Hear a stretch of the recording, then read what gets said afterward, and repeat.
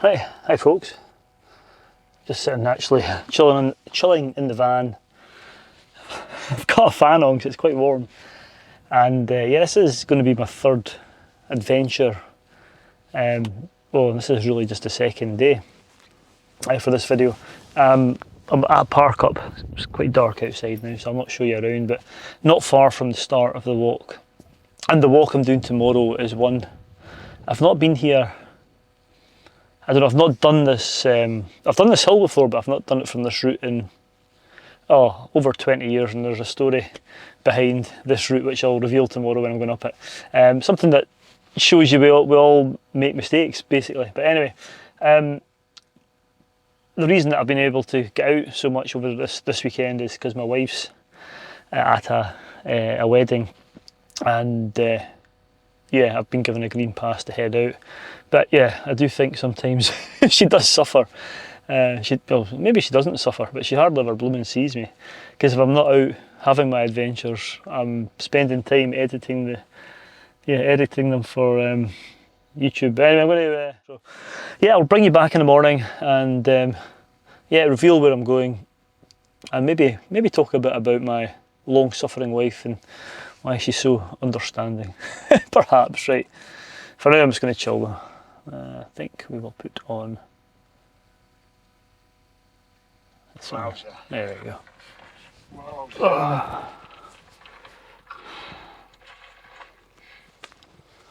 Oh right, I've made the mistake of not being bold and starting cold. I put my jacket on, and now I'm absolutely roasting. So I've driven along from the park up to the car parking start point, and I've been walking for about 10 minutes. I'm going up here. This looks almost improbable, doesn't it? Looks like I'm going to have to scramble up a wee waterfall, but yeah, I've started early and I'm too warm already, so let's get my gilet on, this jacket off, and I'll report back a bit further up.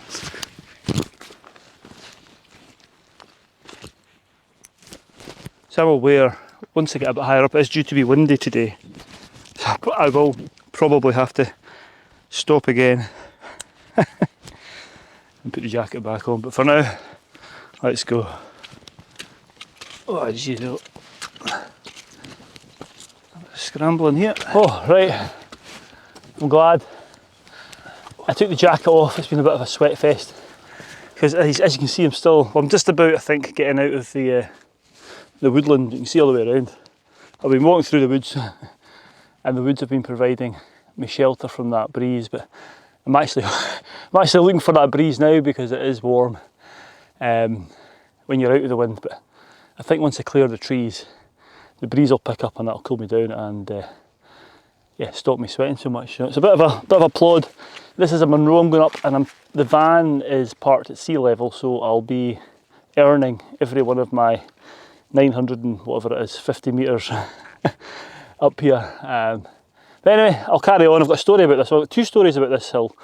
The first about this path, which I think I maybe mentioned last night, but another story was the very first time I came to do this one, and a few others. But I'll tell you those. I'll not bore you just now. I need to get up a wee bit. I need to get moving. I need to get to this breeze because I am perspiring. But the views are starting to open up. It's a lovely morning. Oh right, nice wee rock here. I might sit here. Starting to get a wee bit more chilly, so I think I'm going to sit my backside down here and get my jacket on. Yeah, right, yeah, so just been checking my phone to see if my better half's made it back from the wedding, and yeah, I do feel guilty sometimes going away and leaving her, but we know each other pretty well. It's 27 years we've been together. But you do need to have, I think, for doing this stuff, I do envy people who have got other halves who enjoy the outdoors and they can do it together. But my other half doesn't not enjoy it, but she just doesn't enjoy going uphill. So we do have some nice adventures, low level. Just don't video those ones as much. And the kids, you know, that was another thing. It was harder when the kids were younger, but as they've grown older, you know, sometimes, I mean, my daughter wouldn't come out with me now, but I've made memories with her in the hills when she was wee, and I continue to make memories with my son. So just do it, because it won't, it won't last forever. They go through spells, don't they? So anyway, and another thing which I do try and mitigate the guilt is I did start early today.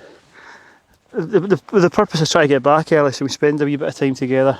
And the other side of this is the YouTube is, if I'm not in the hill, I'm editing videos away from the family. But I try and at the weekends I'll get up at 5, 6 o'clock and do 3-4 hours of editing before the family get up and get going. So it's it does, it's not without sacrifice, but I think it's worth it. So anyway, I'm at about 600 metres. I'm about to go into the cloud, I think. So I might get my wee hat out as well, because I'm quite the temperature's dropped a wee bit. So anyway, let's get that, and I'll report back later on. I think it may be windy up here and a bit damp in the clouds. So let's go.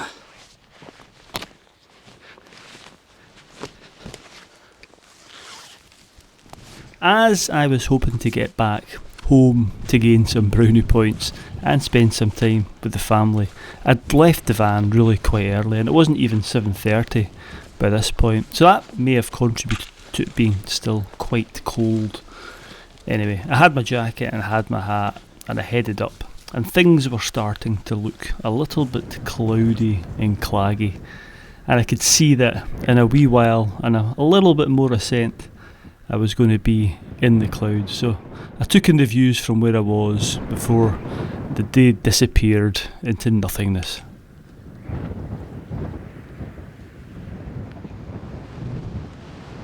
We're into a different world now.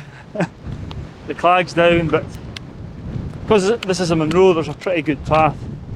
I was going to tell you the story about the last time I was on this path. I think I said that last time. I'm going to stop here and get a banana, so I've not had anything to eat. There's just a wee bit of shelter. I don't know if you can see the clouds are fairly scudding by. But yeah, no, this is it's a pretty good path up here because it's a Munro. And it must be down at the bottom, it follows these concrete pillars up. I don't know if it's some sort of old electricity pylons, or I don't know, hydro works. Anyway, it's a straight line. And I've been up this is Beinn Narnain I'm on, by the way. And I've been up here quite a few times, but the only time I've been up it this way was years ago when me and my pal Kevin were coming to climb the cobbler.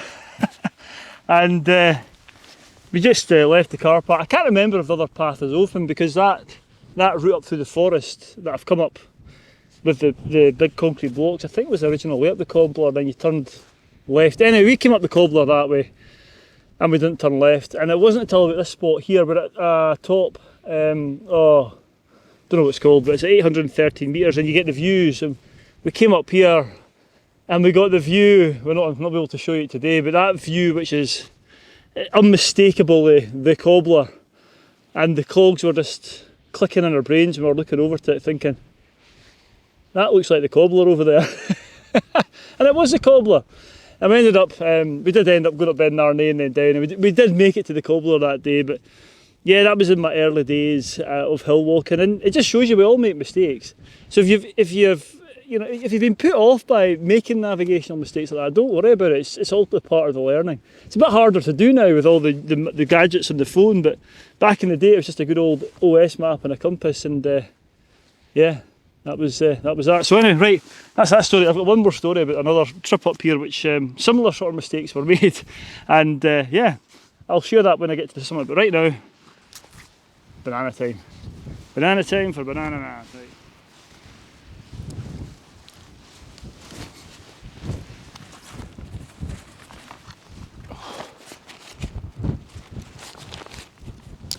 Right, next stop will be the summit. Right, let's go. Now that I was in the clag, my navigation skills today had to be spot on.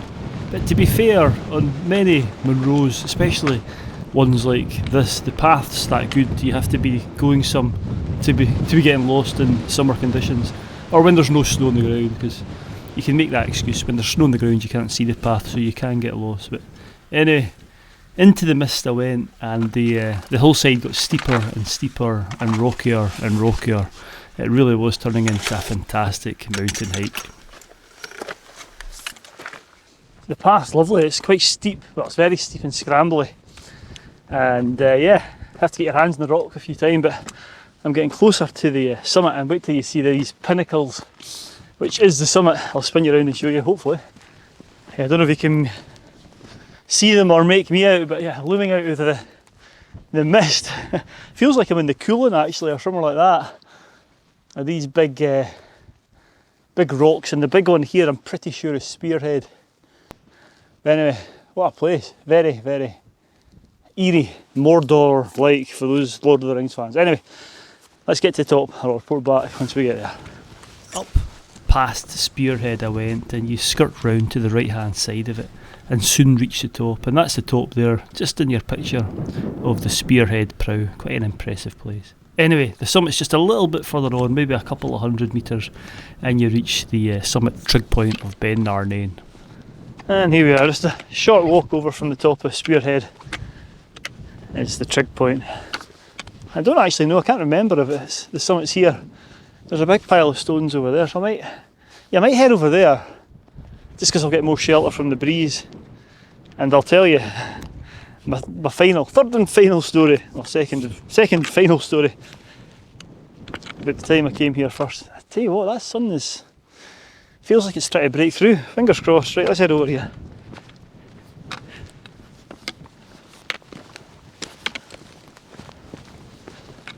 Right.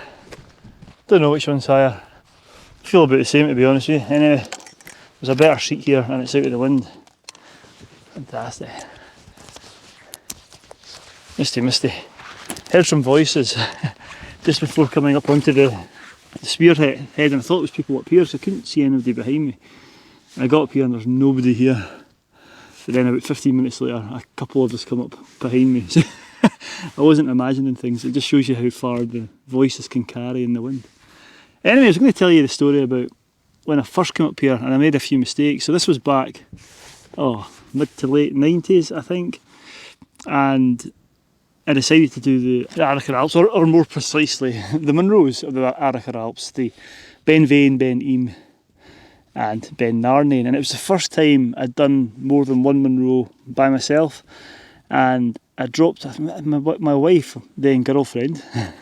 This was the start of the obsession and her being very understanding. I dropped her at the airport. She was away on a holiday to Crete or Corfu, and I thought I'll come and do these West Coast Munros as I was at the height of my bagging.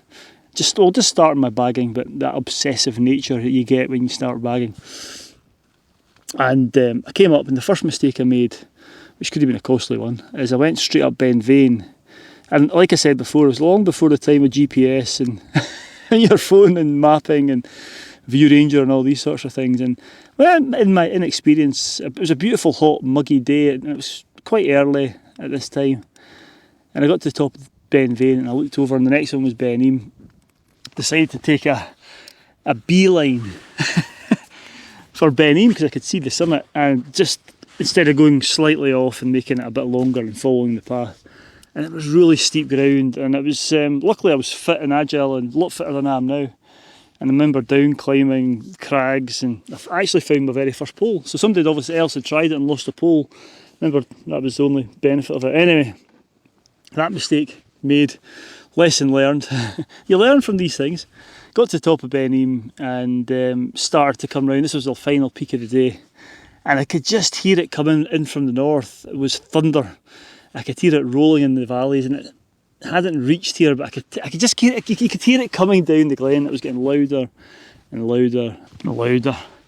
And that way you do as a human. You just think it's not going to come and hit you where you are, but it did. I got to the summit here and just started to get these, it's got really dark, and these big blobs of rain, the big massive bits of rain just started to come down slowly to start off with. Well, not slowly, but just one or two, and they were leaving big marks, and the thunder just hit, and the skies just opened, and there was hail, and it was absolutely tipping it down. And it was the first time I've been kind of scared on a hill. It was really, you can see why the myths and the, you know, people back in the day had, you know, the god of thunder or whatever it was, Thor, and these sort of gods were made because it was super scary. You don't want to be on top of a mountain in a thunderstorm. You know, and I remember running down the slope, just hoping it was the right way. I had taken a bearing on the map, so I kind of knew which way I was going to be going. But yeah, that was right again. You learn from your mistakes, but. Yeah, my obsessive, as opposed to just heading around and going back to the car when I heard the thunder, I was, summit fever grasped me. Anyway, right, still early, it's before 10 o'clock.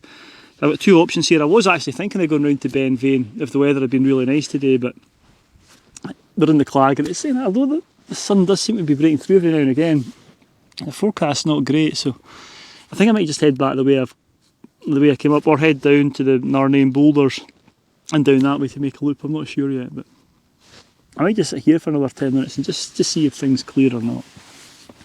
Beautiful.